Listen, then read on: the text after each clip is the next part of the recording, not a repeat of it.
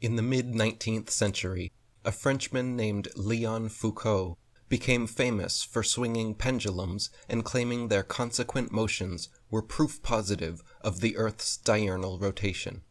Since then, so-called Foucault pendulums have regularly been swinging at museums and exposition halls worldwide, purporting to provide everlasting perpetual proof of the heliocentric spinning ball Earth theory. The truth is, however, unbeknownst to most of the duped public, that Foucault's pendulum was a failed experiment, which proved nothing but how easy it is for pseudoscience to deceive the malleable masses. To begin with, Foucault's pendulums do not uniformly swing in any one direction.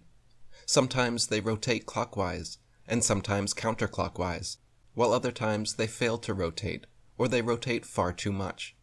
Scientists who have repeated variations of the experiment have conceded time and again that, quote, it was difficult to avoid giving the pendulum some slight lateral bias at starting.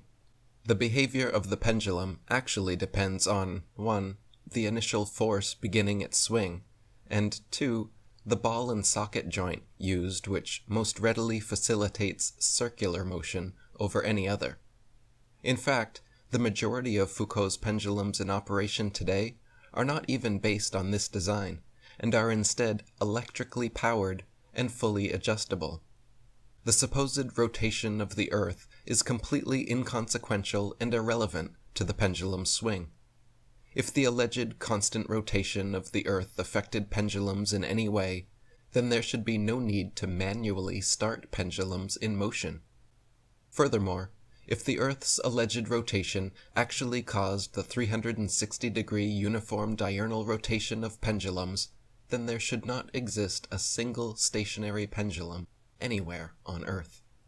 Dr. Samuel Rowbotham wrote, "First, when a pendulum, constructed according to the plan of Mr. Foucault, is allowed to vibrate, its plane of vibration is often variable, not always.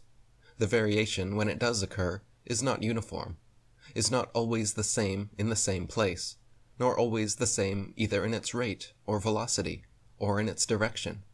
It cannot therefore be taken as evidence, for that which is inconsistent cannot be used in favor of or against any given proposition.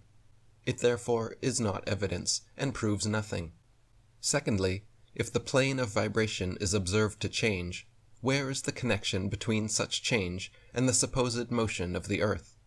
What principle of reasoning guides the experimenter to the conclusion that it is the Earth which moves underneath the pendulum, and not the pendulum which moves over the Earth? Thirdly, why was not the peculiar arrangement of the point of suspension of the pendulum specially considered in regard to its possible influence upon the plane of oscillation? Was it not known, or was it overlooked, or was it, in the climax of theoretical revelry, ignored that a ball and socket joint is one which facilitates circular motion more readily than any other?"